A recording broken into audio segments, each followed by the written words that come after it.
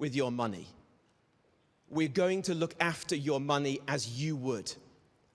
And we're going to work hard every single day between now and the general election and thereafter, if we're lucky enough to be entrusted with leading this country forwards, to earn your trust and confidence.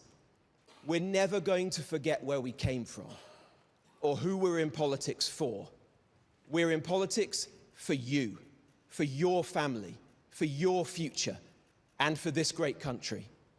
Britain's economy is broken, but it can and it will be fixed with reform. Thank you.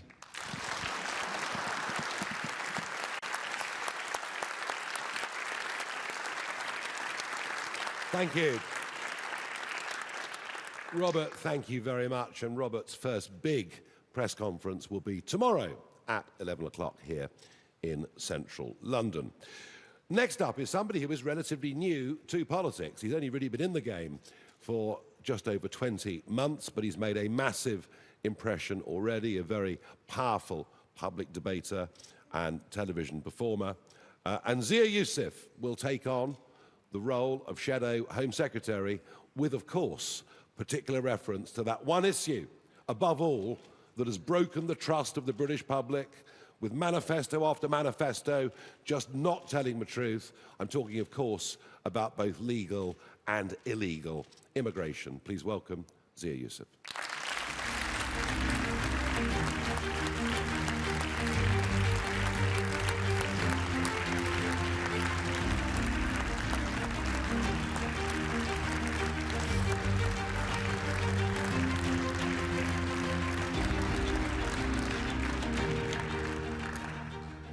Hi everyone, good morning.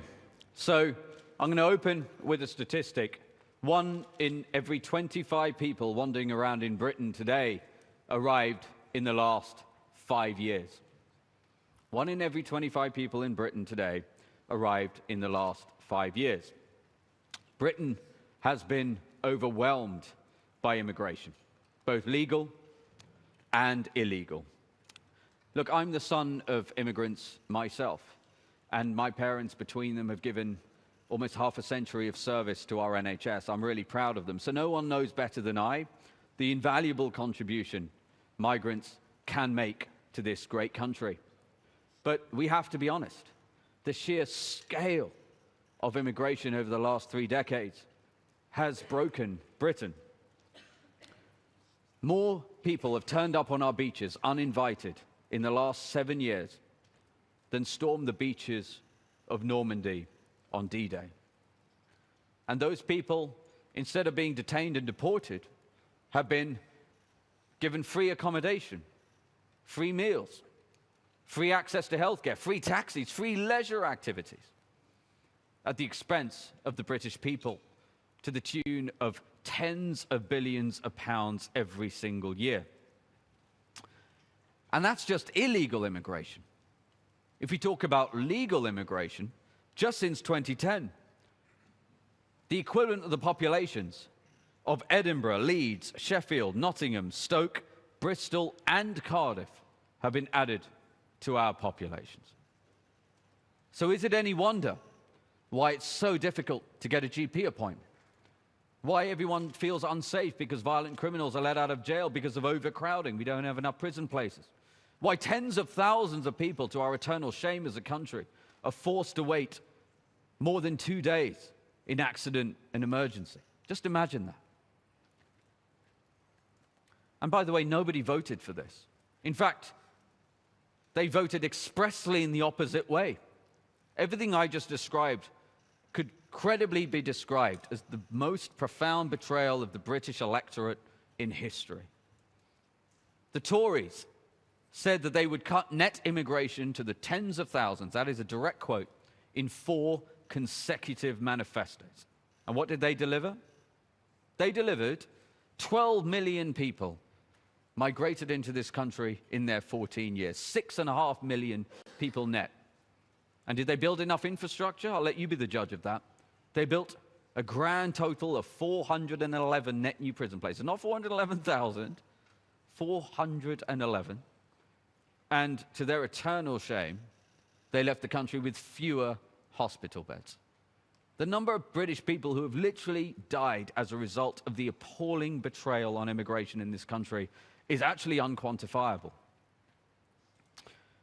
And I also want to talk about the fact that we are about to feel the aftershocks of some of those decisions. Because the Boris wave, what has become known as the Boris wave, is only about to hit the books in terms of the Treasury. So that's north of 3 million people that arrived in about 3 years against the wishes of the British people. In fact, the mandate was get Brexit done, secure our borders, reduce immigration. Instead, Boris, quote, took back control, threw open our borders. And as a result of that, those 3 million people, of those, half of whom have never worked, will never work, almost 80% of them came in on non-work visas. Imagine that. This was a deliberate act. And as a result of all of that, the most conservative estimates assume that as they are granted indefinite leave to remain in the coming months and years, that's going to cost the British taxpayer hundreds of billions of pounds. So I want to be crystal clear. If Reform win the next general election and Nigel's our Prime Minister as Home Secretary, number one, we will stop the boats. Number two, we will enact our plan that we've already published, Operation Restoring Justice. We will not just leave the ECHR, we will derogate from every international treaty that would otherwise then be used to frustrate and upend deportations. We will take on the serious and real threat that has been neglected of radical Islam in this country and ensure that if you come to this country with the goal of upending and usurping our laws, you will be deported forcibly. If you are in this country illegally right now and you are watching this, I want to be crystal clear. As Reform's Home Secretary, I will ensure that you are deported from these lands. A Reform government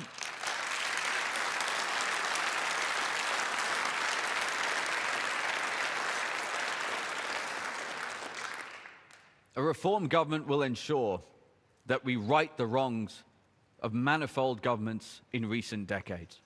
Look, this is a great country, a country full of decent, hard-working, lovely people with the warmest hearts anywhere in the world. And the reason I know that is because my mum would tell me that over the dinner table for decades, how lovely the people here are in this great country who welcomed my parents, for which I'm so grateful. But I will not allow, and a Reform government and Nigel will not allow, that goodwill to be taken advantage of. And for decades now, those lovely people of Britain have been betrayed by a political class that have failed in their most basic duty. We will not fail in that duty. We will uphold that duty. We will stop the boats. We will secure our borders. We will deport people who are in this country illegally. We will keep British people safe. And as a result of that, a Reform government with Nigel Farage as our Prime Minister will make Britain poised, proud, prosperous, and powerful. Thank you very much, everyone.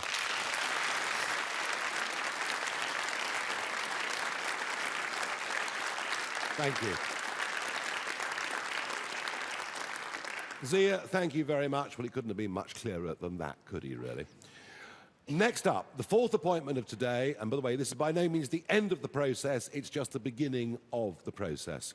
But fourth up today is somebody whose absolute determination in politics has always been very, very clear. And she is itching to get on with this brief, because I think that millions of parents all over this country are in a state of despair about what their children are being taught at school, about far too many young people being sent to university and being lumbered with heavy debts without any benefit to them in the workplace.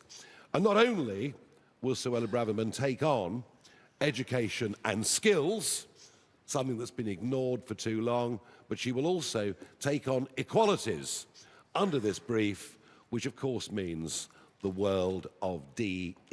And I know she's itching to get on with it. Suella.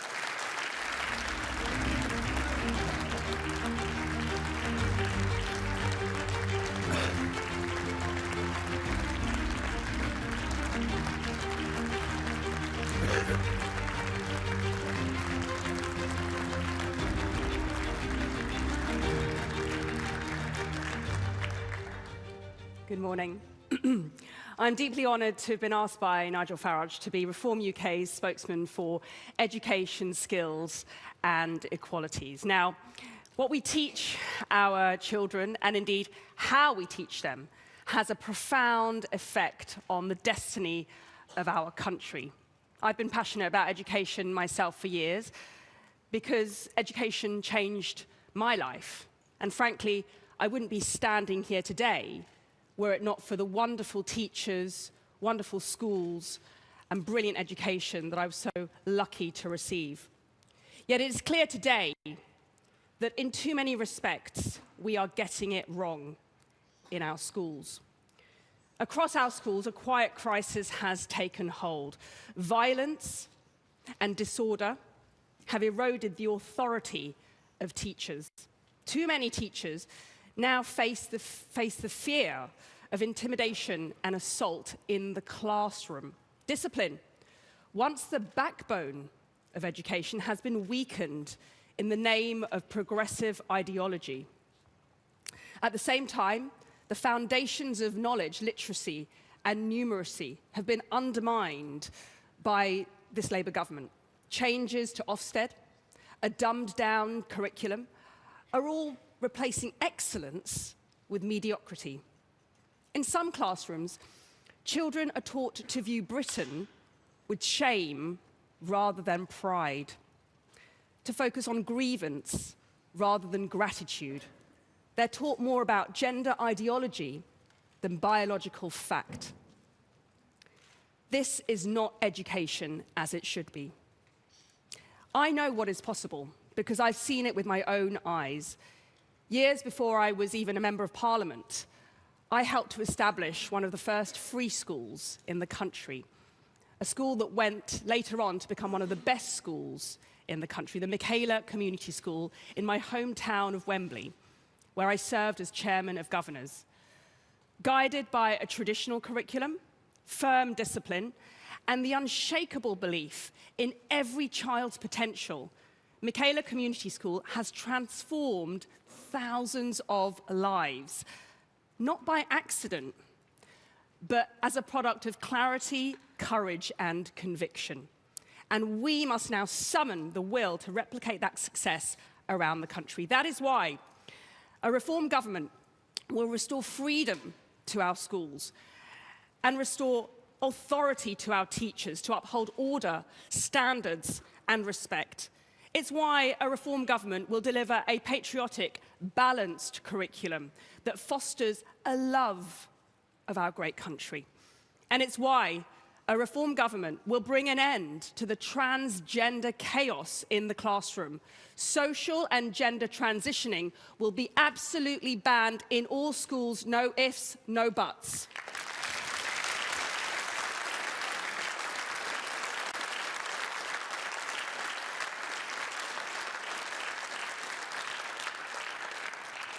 Meanwhile, too many of our universities are failing our young people. Today, 700,000 graduates are unemployed, each of them carrying, on average, £50,000 worth of student debt. The truth is that too many of our young people have been sold a lie about university, wasting 3 years of their lives on Mickey Mouse courses, all while we have a chronic shortage of nurses, builders, and care workers. The system is broken. So I tell you what we need. Instead of Tony Blair's 50% of young people going to university, this is what we need. We need Nigel Farage's 50% of young people going into the trades.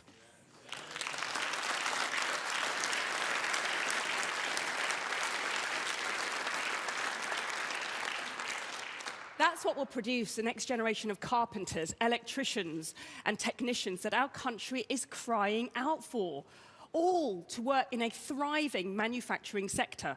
Now, these are not lesser callings. These are noble professions. And these will be the people who rebuild Britain. They won't just rebuild our infrastructure. They will rebuild our confidence and our national self-belief. And to those universities that have descended into hotbeds of cancel culture, anti-Semitism, and which survive really thanks to the cash of foreign students, and keep conning young people into worthless degrees. Reform is putting you on notice.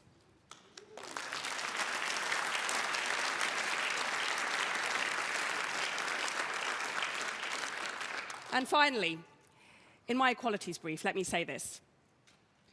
The Britain that I love is being ripped apart by diversity, equality, and inclusion.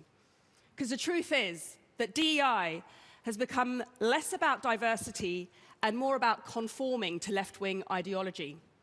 Less about equality and more about prejudice against white people. Less about inclusion and more about exclusion of those who dare to challenge the dogma. It's why was it acceptable for white Christian men to be discriminated against by the Sentencing Council? Why did nobody do anything for years when the police turned a blind eye when thousands of white working-class girls were being systematically raped by largely Pakistani Muslim grooming gangs? And why does no one in this government seem to care that it's white working-class boys who have the worst educational outcomes in our country today? So do you know what a reform government will do? Well, on day one, we will get rid of the Equalities Department.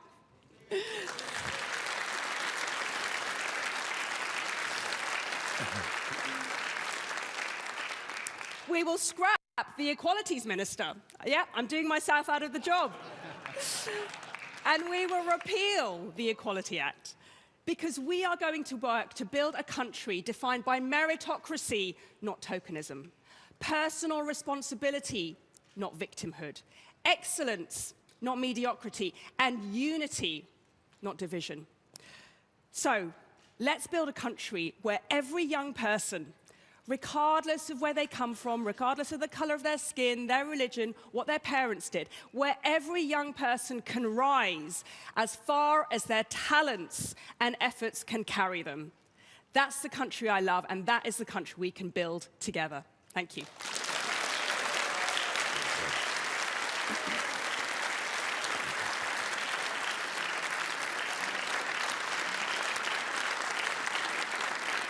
Thank you very much. Well, again, there was no room for any confusion there, was there?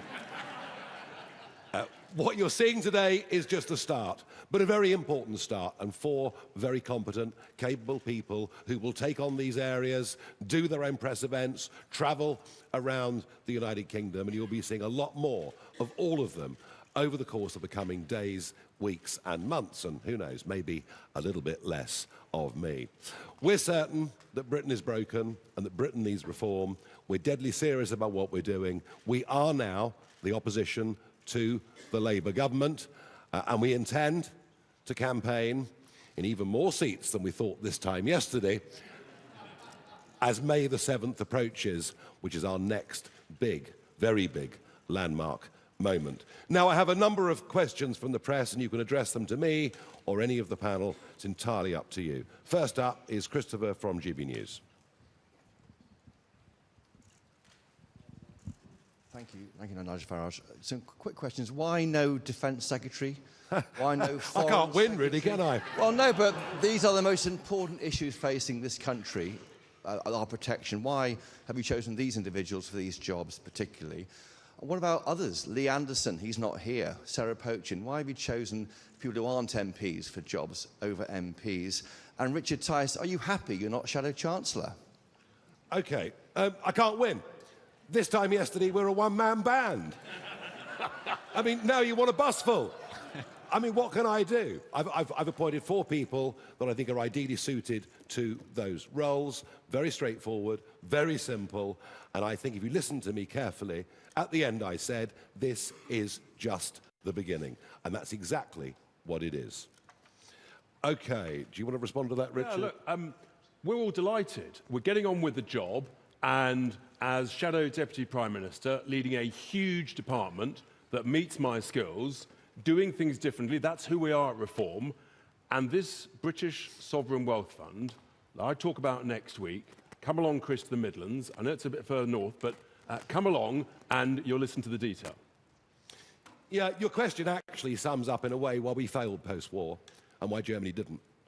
They thought about economics and business differently to us, and they outperformed us decade after decade after decade. And we didn't. We left absolutely everything under the Treasury banner, and frankly, there's an awful lot more to do out there, out around the country, and I'm looking forward to Richard. Well, I mean, we'll barely see him. He's going to be in Aberdeen, and he's going to be up visiting what's left of our refineries, what's left of our manufacturing industry. So it's an absolutely vital job, given the dire economics we're currently in. Alex from the BBC.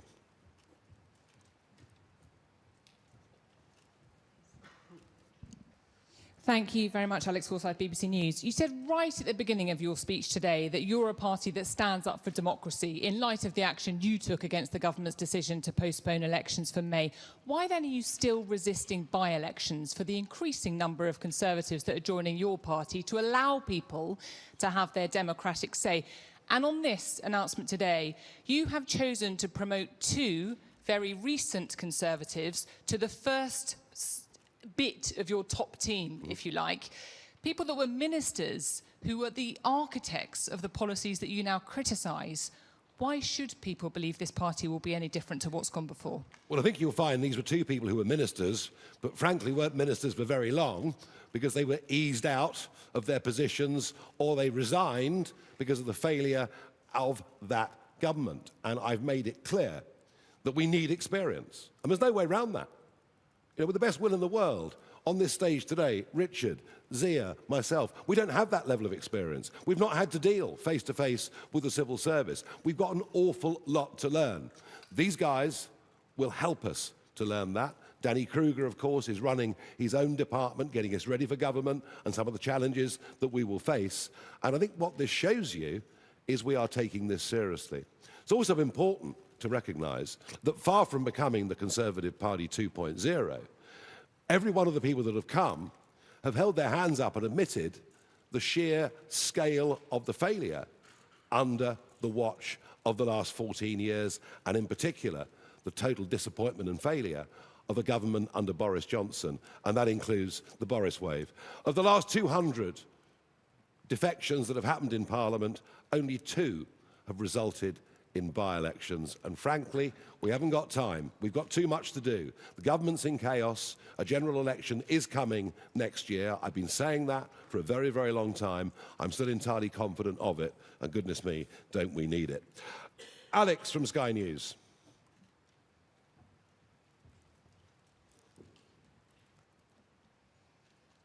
Nigel, Kemi Badenoch said recently that defections to your party had allowed her to get rid of drama queens who create problems. How are you going to ensure that reform won't fall prey to the same psychodrama that plagued the Tories? Very simple. If people mess about, behave badly, and are disloyal, they won't be here very long. We're not going to put up with it. We're not going to put up with it. We'll have our disagreements, of course we will.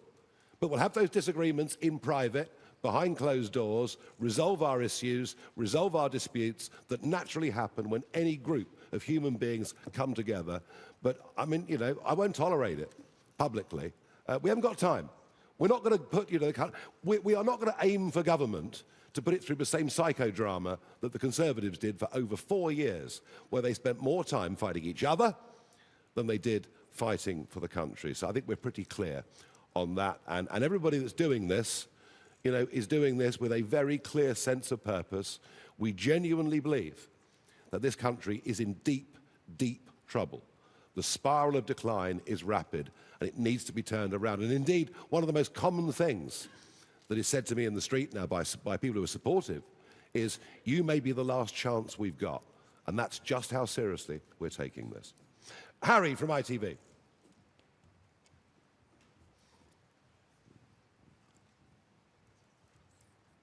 Thank you very much. Harry Horton, ITV News. Nigel Farage, you'll be well aware that 2 of the people standing beside you also wanted the role of Shadow Chancellor, and they haven't got it. You say you're not a one-man band anymore. Are you sure you can keep this band together for the next however many years until the next election? And then a question to Zia Yusuf. Have you spoken to the man to your left about the Boris wave, as you call it? And have you two put your differences aside? Well, I don't think Zia's held back on the Boris wave too much, do you? And from what I can remember, Jenrick resigned as immigration minister. What more do you want? What more do you want? He resigned. He could see what was going wrong. He tried to put the right things in place. So I don't think we need to answer the question, frankly. I think it really rather speaks for itself. Gary from Channel 4. Thank you very much. Rather grand titles here. Am I meant to call you Shadow Prime Minister? You've called me many things over the years. It's okay.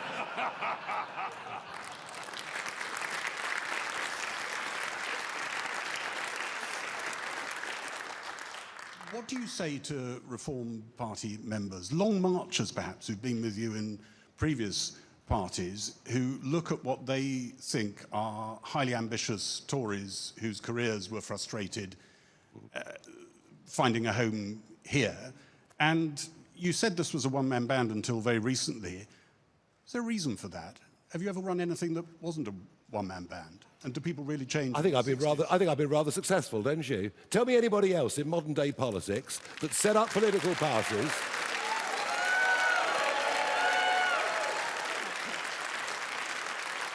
I am a political entrepreneur. I do things that nobody else could do. I set up organisations, and in the past they've been with a very specific purpose: getting us out of the European Union, getting Brexit back on track. Both of those, albeit a very long march, both of those were successful. This is different. This is not just about one cause or one issue. This is about a country that's going down the tubes, that has two political parties that have utterly failed, that don't have the courage to stand up for the British people or to put them first. And this is about creating a machine for government. And I'll tell you what I'm really pleased about. A year ago, you look at opinion polls, and Farage's popularity and the party's popularity were two different things. There was a big gap between the two. Now, if I was hit by a bus tomorrow, Reform has its own brand. Reform has its own identity, and now Reform has its own senior characters with their own departments to lead. So I'm enormously proud of that. But I can assure you that that phase of getting this thing going, of raising the money, of raising our profile, we're past that phase, and that's what today is actually all about.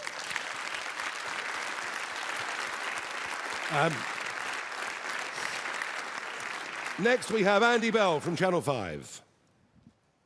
Thank you very much, Andy Bell, 5 News. Just looking back over your career, Douglas Carswell... Gosh, how long have we got? Douglas Carswell... How long have we got? Ben Habib, Rupert Lowe... You've got to admit, a lot of people have stood on the stage next to you and thought that they were part of the future, and very quickly they weren't. Why should these people standing next to you now feel that this is going to change? There are people in this room who've worked for me for 10 years. There are people in Brussels who worked for me for 20 years. There's one guy working for me now who's worked for me on and off in various things for 30 years. What you will find is that I am very, very loyal and trusting of people who return that courtesy.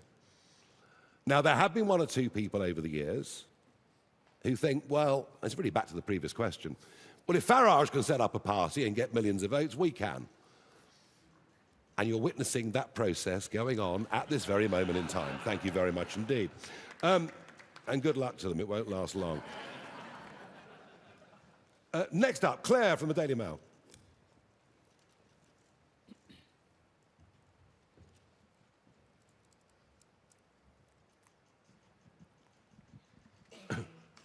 Nigel Farage, the Tories have branded this new front bench a tribute act. How do you respond to that? And Robert Jenrick, is your ambition to be a tax-cutting chancellor? Would you commit to reversing some of Labour's tax rises, including the freeze on national insurance? Thank you.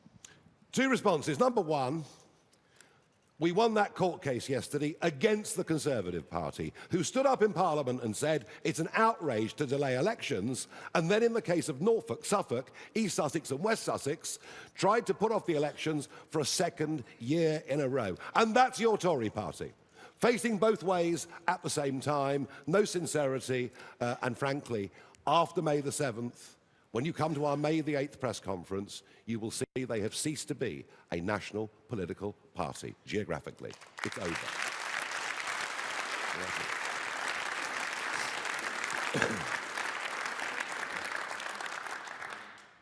Well, and to your point, taxes are clearly too high. People are suffering right now in the country. We want to bring taxes and bills down. We want to bring back good jobs. But it sounds like you're coming along tomorrow at 11 a.m. in the city. More about it. Very good. Peter from The Telegraph. Gosh, it's a long list. Thanks very much. Nigel, back on local elections, is Labour trying to throw its own lawyers under the bus by saying that their legal advice changed? And should they need to publish both sets of advice they were given to show how it changed? Yes, I'd love to see all the legal advice published. I wonder whether there was any. They got away with it last year.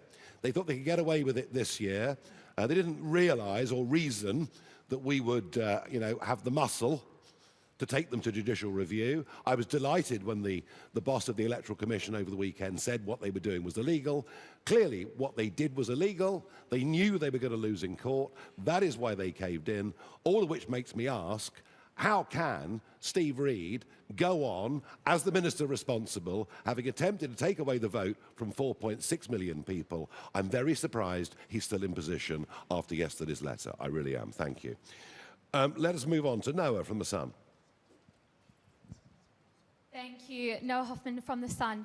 Mr. Farage, one of your Reform colleagues, Nadeem Zahawi, went on the radio and spoke about what he described as a terrifying ordeal where he saw a man who looked either tired, perhaps a bit dodgy, and that sparked a lot of ridicule. Was he being too precious, or do you think he had a wider point to make? The wider point is, and you can listen to the North London posh commentariat, who will tell you that crime is coming down, that London has never been safer. Well, maybe they should get out of their chauffeur-driven cars and walk around a bit more. And I think that's a snapshot of that that Nadeem Zahawi was talking about. Fear of crime and actual rising crime will dominate the May the 7th elections that take place in all 32 London boroughs, and I believe it will as we go on and fight the mayoral elections against Khan, who's going to run for the 4th time. I believe that issue, amongst all others, means that I do genuinely believe that Lena Cunningham is favourite to be the next Mayor of London. Genuinely, I do.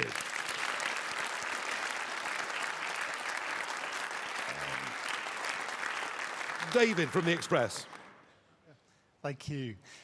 If after the May elections we see potentially the SNP still in power in the Scottish Parliament, and Plaid Cymru obviously are in a great race with yourselves to lead the Welsh Parliament, do you fear that a reform government could actually find one of its greatest immediate challenges is holding the United Kingdom together? And if I could just ask Mr. Jenrick, regarding the axing of the two-child benefit cap, is that something which a reform government would restore, or are you going to welcome that it's gone, and where's the money going to be spent? I'm going to speak for Robert here. Wait for tomorrow. Is that right? 11 o'clock tomorrow, Robert will lay all of this out, okay? So there's no point pursuing that. No, I'm not. I was told that Brexit would break up the United Kingdom. I see no evidence of that. Plaid have risen in the polls in Wales as Labour sink to catastrophe in what was really one of their traditional heartlands, particularly in the south, in the valleys. But actually, if you look at the polls in Wales, Reform are 4 to 5 points ahead in most of those polls. In Scotland, yes, the SNP are in the lead. They believe in separation from the United Kingdom, but I think they also believe in their hearts they would never carry that in a referendum, and that there isn't going to be one for some years to come. So no, I don't fear that at all. Daisy from The Times. Thank you. For Nigel Farage, is this the end of the defectors? Now you've used up 4 of your strongest bargaining chips, or have you deliberately kept the roles of Foreign and Defence Secretaries under wraps so that you retain a bit of your bargaining power? And for Robert Jenrick, I appreciate you're giving a speech tomorrow, but a big story today is that unemployment has hit the highest level in 5 years. As Reform's Chancellor, what would be your plan to fix this? Well, look, the economy is in a real mess right now. We can all see that. And nothing is more important to us as a party than jobs and getting companies to employ people and getting people back into the job market, particularly young people. Youth unemployment in this country is now at its highest level in years. It's higher than it is in Europe now, for the first time this century. This is going to be one of our priorities. How do we do that? Well, we're going to set out our economic plans tomorrow, but it's going to be about reducing bills, having a sensible energy policy to make our country more competitive once again, reducing taxes as we can, and bringing back good jobs in all parts of the country.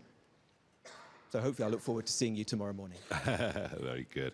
The End of the Defectors. Wow, it's got a certain ring to it, doesn't it, really? It could even be a book. I might write it. You never know. You will have known that on the Conhome site that Robert was the most popular frontbencher and that Suella was the most popular backbencher. I think having taken those two from the still conservative wing of the Conservative Party, I mean, most of the Lib Dems now, obviously, certainly in the House of Commons. Do you know something? I'll answer that honestly. There are very, very few, hardly any, other people left in the front lines of this Conservative Party that we would even be vaguely interested in. And I'm pleased to say that we are talking to some Labour figures all over the country. And as I've said this before, at one of these conferences, that will come in time. Thank you. Moving on to Rhiannon from the Press Association. Hi, Rhiannon from the Press Association. Your former colleague and friend Rupert Lowe has just launched Restore Britain. Are you feeling threatened at all by Restore Britain? And particularly now he's had the backing of Elon Musk, and it could split your vote. I don't know about former friend. He sued me in 2019, as he sues everybody. And if you look at the history of Southampton Football Club, and then look at the history of WH Ireland, which he chaired in the city of London, you will see he was removed from both of those roles after lawsuits galore and two very dramatic EGMs. So friend would be stretching it just a little bit. There are, last time we counted, 11 parties that claim to be on the right or centre-right of British politics, from the Heritage Party to goodness knows who else. There is only one proper brand of centre-right politics in this country. It's called Reform. And as I'd mentioned earlier, you know, people think, oh, Farage has done it. We'll just set a party up. It'll be marvellous. We'll sweep the next election. It just isn't as easy as that. Now, does he have a profile on X? Yes, he does. Is Elon going to support him? Probably. But you see, you know, when he stood up and said that we've got to consider the mass deportation of entire communities, including those born in the United Kingdom, that just moves way beyond a point of reasonableness, of decency, of morality. And that was the moment at which, you know, I realised we just had to get rid of him, and get rid of him as quickly as we could. And I think in terms of the way we dealt with that, we were probably more brutal than the other parties. But you know what? That's the way it's going to be. Thank you.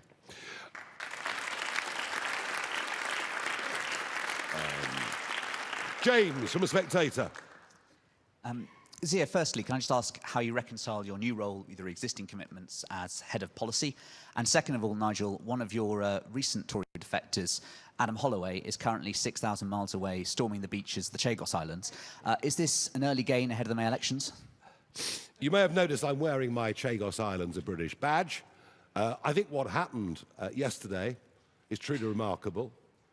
A people who'd lived for centuries on those islands, forcibly, and as it turns out, totally unnecessarily, removed from the islands, almost a crime against humanity, frankly, by a Labour government in the late 1960s. They were moved to Mauritius, where they met the most appalling racism and poverty. They're living in this country now, mostly around Crawley Airport, which is extraordinary, around Gatwick Airport in Crawley.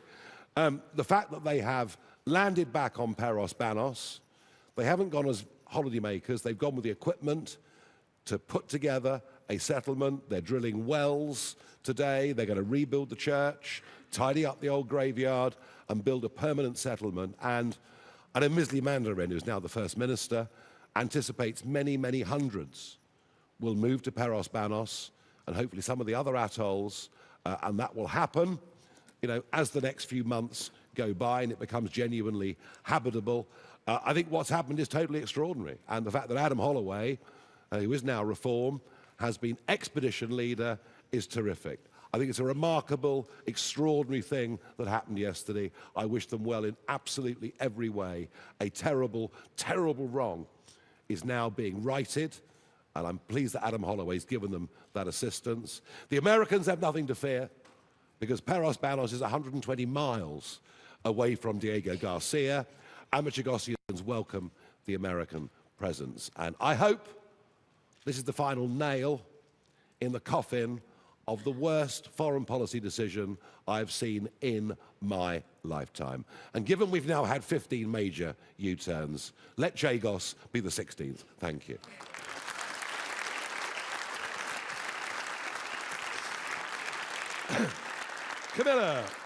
Camilla from Daily Tea. Hi, everyone. Just to follow up on PA's question, actually, Rupert Lowe, according to Find Out Now, is polling at 10%. Is Restore Britain? I will ask you whether you think that's a credible figure. Second of all, with the right divided 3 ways, 11 ways, according to you, I did ask Zia Youssef on my GB News show on Sunday if faced with the prospect of a so-called progressive alliance of Labour, the Lib Dems and the Greens, would Reform do its patriotic duty to unite the right? And he seemed to indicate yes, which seems at odds with your position. So are you united in Reform on uniting the right? Do you know, there is disagreement in political parties. It happens. And between human beings. Look, I've no intention of doing a deal and shaking hands with people that I believe to be utterly dishonourable. And that is how I view the Conservative Party, and particularly after 2019. You know, we got rid of Theresa May. It was the Brexit Party that did it, albeit the Spartans helped get us to that line. And, you know, we sort of opened the door up for Boris Johnson, helped him get a bigger majority, and I feel absolutely betrayed by Johnson and what that Conservative government did. I've been in business a long time. I do lots of deals. Some are successful, some are failures. But you know what? I do deals, I look people in the eye, I shake their hands because I trust them. I do not trust this Conservative Party, and the best evidence of that is Kemi Badenoch's performance over the cancelled elections, facing both ways at the same time. That's no use to me at all. As far as Rupert Lowe is concerned, there will be some polling published later today that shows his recognition factor amongst members of the British public. It is not very high at all. And so a push poll that says 10% is utter rot. The party isn't even registered. He won't be on 1% anywhere, not even probably in Great Yarmouth. Thank you.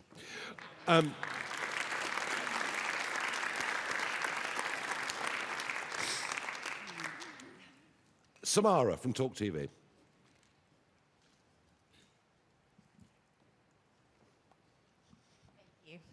Mr Farage, has there been any internal upset within the ranks about your appointments today? And is it true that you plan to make a 5th great office of state? No answer to the second part. I haven't yet decided and charted the course forward. Any internal upset? Not that's yet been made known to me. And if there is, tough. Right, thank you.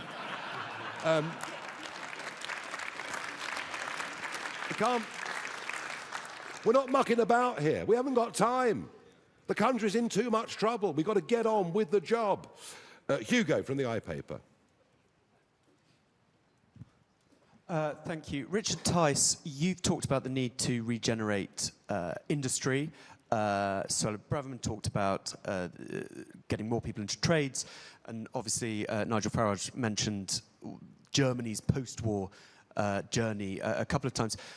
Mr. Tice, is it your intention to reduce the proportion of Britain's economy that relies on services if you get into office? Well, the reality is we've got to grow the whole economy. But we can see the impact of high energy prices, and essentially decarbonisation has led to the deindustrialisation of the UK economy. And it's been an absolute disaster. And it's why one of the main reasons we've got no growth whatsoever.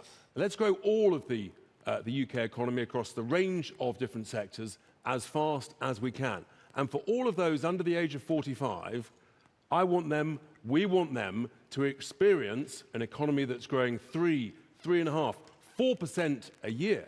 At the moment, those people of those ages have never experienced that. It's a great feeling, and that's what we've got to get to. Yeah, and there's a big change of thinking, you know. From the 1980s, it was all about who can manufacture stuff the most cheaply, and let's import it, export it, let's have just-in-time supply chains. And kind of that argument went right through Blair's time, right through much of Labour's time, even up to and including the referendum arguments. We can't leave the EU because of the just-in-time supply chains. I think with the threats that we've seen in the world from Russia, the threats we've seen in the world from China, I think there is now such a thing as strategic industries that actually matter to a country. And that's why one of the things that Richard's going to be working on is to put together an industrial strategy for the country going forward. So we're talking here about quite a marked shift in what's been a prevailing economic orthodoxy for the best part of, well, nearly, 45 years. Thank you. Right, a few more to go. Lucy from Bloomberg. Thank you.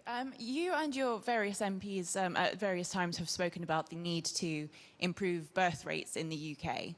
Suella spoke about the scrapping of the Equality Act. Are you worried that that might have a chilling effect on birth rates, given the protections that it gives for maternity leave?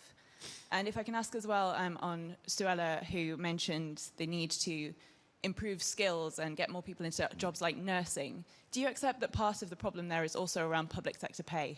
And what do you plan to do about that? Well, I think actually one of the problems is we put a cap on the number of doctors and nurses in this country that we train, and then rely on doctors and nurses coming from much, much poorer, in particular African countries, where they're probably needed even more. I think the whole thing's absurd. Suella, do you want to answer that stuff about births and families? Scrapping the Equality Act means getting rid of the pernicious, divisive notion of protected characteristics. But of course, in the workplace, people do require some protection. So, of course, it's all about making sure we strike a balanced approach, protecting those people in the workplace who have legitimate needs, but also getting rid of this whole industry that has grown up over the years, which is dividing people, dividing our country, and doing so much harm. Thank you. Samuel from City AM. Thank you very much. It's one from Mr. Jenrick. I understand you have a speech tomorrow in the City. I just want to ask you on a policy reform has already come out with regarding the banking industry.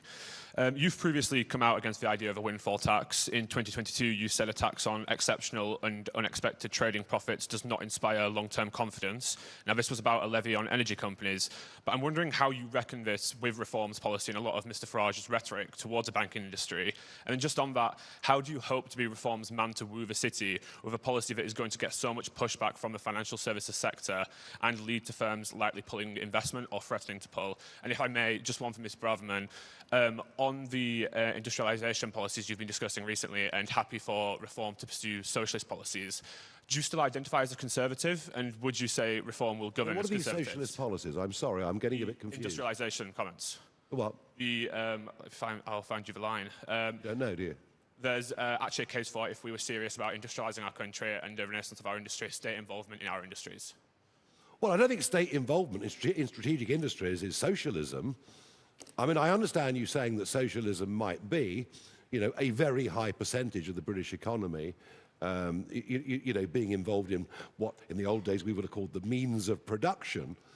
There's nothing socialist about saying that the British government should maybe take a stake in some of these strategic industries. That's not nationalisation, far, far from it. So I do actually reject that completely. Robert? Well, if I can concur with Nigel there, there's nothing socialist about saying that our economy should be concerned about salvaging strategic industries like steel or car making. We're losing those strategic industries now, and as a result of the crazy net zero policies, frankly, of the last Conservative government and now of this one, we're rapidly deindustrialising. It's not socialist to say that we want to revert that, particularly when we're a 90-odd% service-based economy that is being massively disrupted by AI. So we're going to have an industrial strategy, and we're going to have an economic plan that salvages the good jobs and those strategic industries. Be in no doubt of that. I think what you're referring to, I said in the past, was I disagreed with the last Conservative government's decision to increase and set the energy profits levy, which was massively harmful to long-term investment in the North Sea. I continue to agree with what I said previously. That is already proving to be very damaging to the tens, the hundreds of thousands of good jobs that rely on that industry, particularly in the northeast of Scotland. And that is something that Richard and I will continue to work on. As regards the city, well, look, I hold my hands up. I didn't work for 10 years as an economist at the Bank of England. I'm not a chess grandmaster. But with Richard and Nigel, I do intend to get out to talk to businesses in the city and, frankly, right across the country so that we can build the best possible, most productive relationship and one of trust, that they can see in us a government in waiting that can be trusted with the economy. And above all, people listening to this programme, to this event today, can know that we will be careful with their money and provide the stability that our economy desperately needs right now and is not being provided by Rachel Reeves and this Labour government. Thank you. Noah from Politico. Thank you very much. Nigel Farage, you've previously said that a ban on social media for under 16s would be ludicrous. Have you changed your mind, or would reform reverse any ban introduced by a Labour government, hypothetically? And just secondly, other opposition parties have said that Palantir's contract with the MOD should be scrutinised quite closely because of its links with Global Counsel and Peter Mandelson. What's Reform UK's view on Palantir's relationship with the British government? Thank you very much. Well, as far as I know, Palantir is a private company, very close to this Labour government, who clearly believe in their abilities to do things. I do understand that the government went to Palantir with the compulsory ID scheme, and Palantir refused the business. Well, good for them is all I can say. So maybe there are some nice things we ought to be saying about Palantir, it seems to me. Right, we've got to move on. Time is running out. Let's go to Natasha at LBC.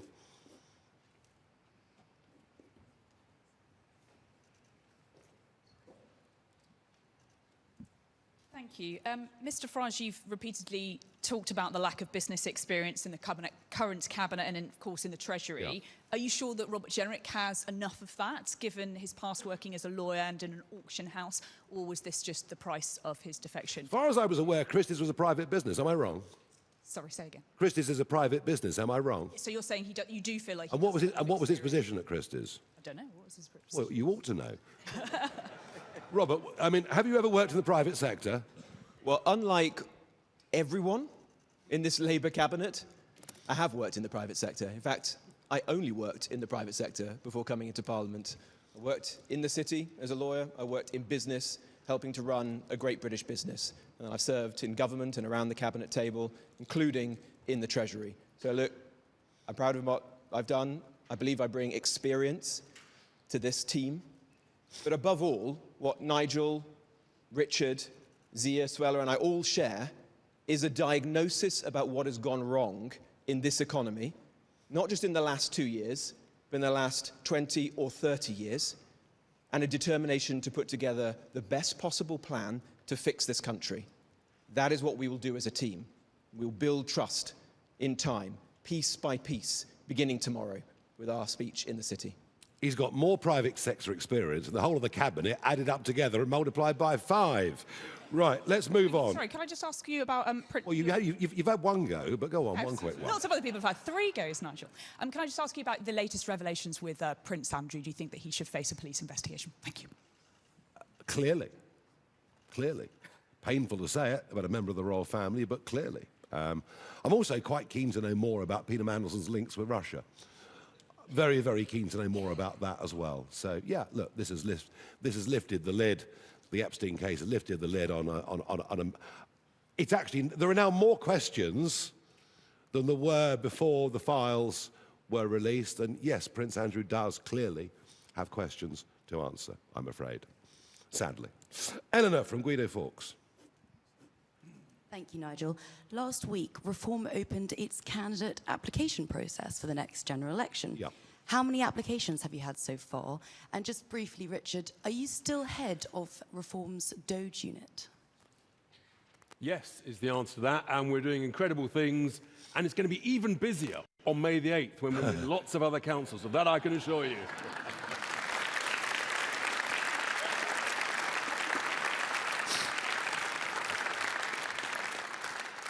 I don't know is the answer. All I do know now is we have to put 5,432 candidates in the field for May the 7th. It is an absolutely gargantuan job, not just for us, but for the other parties as well. The last I heard was last week, and 600 had applied in the first 2 days. But beyond that, I couldn't tell you.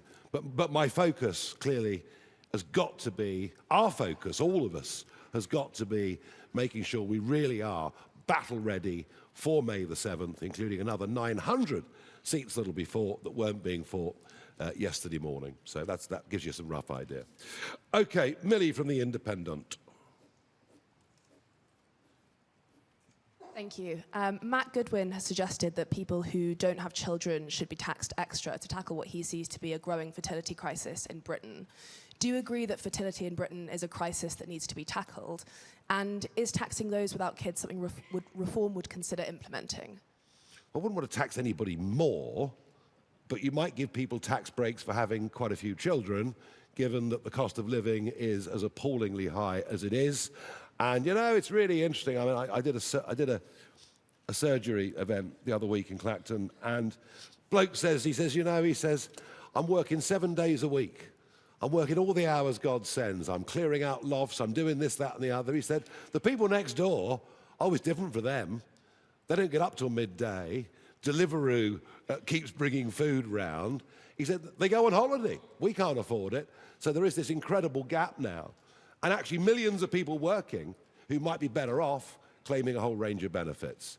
So if part of our strategy going forwards, if part of it, it'll be up to him, not me, if part of our strategy going forwards is to find some way that we can help young working people have kids in an affordable manner, that to me would be a very decent and very good thing to do, and kind of gets back a little bit to the earlier question about equalities in birth. Right, 3 more. Anna from the FT. My first question's to Zia Youssef. You've no doubt seen the incredibly violent scenes unfolding at the hands of ICE in the US, and yet you've boasted about creating the UK's version of that here that would round up hundreds of thousands of illegal immigrants and deport them. Do you really believe that the British public want a Trump 2.0 immigration policy? And my second question is to you, Suella. You went to a private school that charges £17,000 a year. Oh dear, you better emigrate, I think. I mean, clearly, it's absolutely appalling. Richard, what a terrible human being she must be. Not at all, not at all. Richard, Nigel, Robert and Zia, I believe, all went to expensive private schools. Very good, what fun. What do you say to members of the public who might query your party's commitment and belief in state education? And are you able to confirm whether your children go to state schools? By the way, I love the FT. It's fantastic. The day after the big Mandelson story broke, your front page politics story was about a Reform councillor in Kent. So we'll leave it there and we'll move on.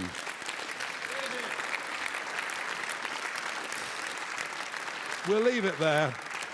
There's no point. There's no point. Just write some silly story tomorrow and have fun with it. And we won't bother to read it. Peter from The Guardian.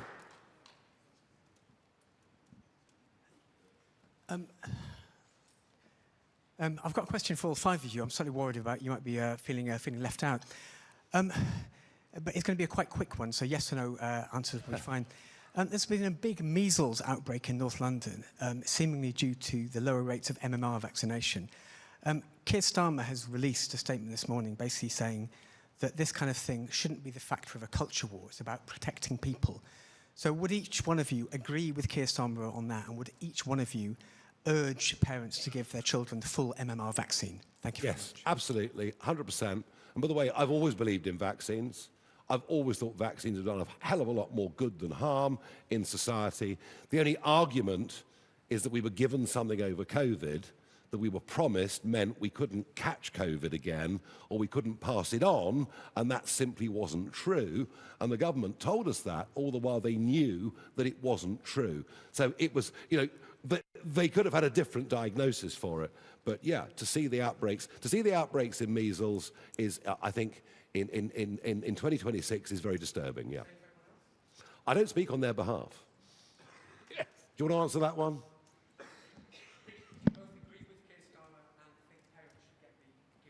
Look, I think, well, I'll only speak for myself, but of course, I'm a parent, 3 children, I believe in vaccines. It's incredibly important that we encourage other parents to do exactly the same. Yeah, okay. I think that'll do, don't you? I think we've done pretty well with that, thank you. Last question, Alexander from the Mirror. Mr. Farage, your candidate, Matt Goodwin, has declined to condemn the endorsement of Tommy Robinson and claims some people born in Britain aren't British. Do you oppose Robinson's support, and do you agree with Mr. Goodwin about Britishness? I just don't have anything to do with him. And we know where Tommy Robinson's loyalties lie. He's with Ben Habib, or is he with Rupert Lowe? And are they getting together, or do they hate each other? I don't know, I'm very confused. Tommy Robinson can do what he wants to do, away from us, as long as he stays within the law, which doesn't always do. And it's just none of our business, nothing to do with us, nothing to do with the campaign in Denton and Gorton, which is next Thursday, and which is going to be incredibly close. Thank you, everybody.